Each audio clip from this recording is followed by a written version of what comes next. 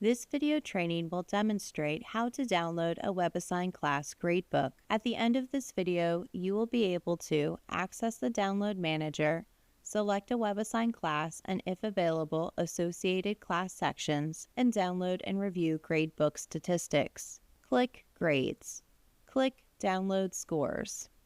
Choose a class.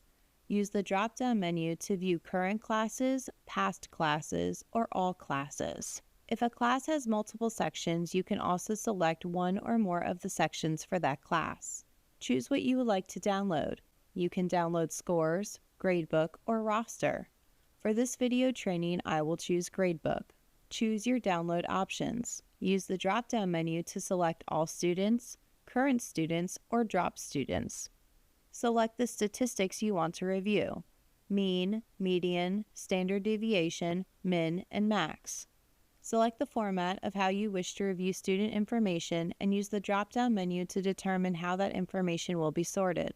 Use the drop-down to determine the exported file type. Click Download. Open your downloaded file.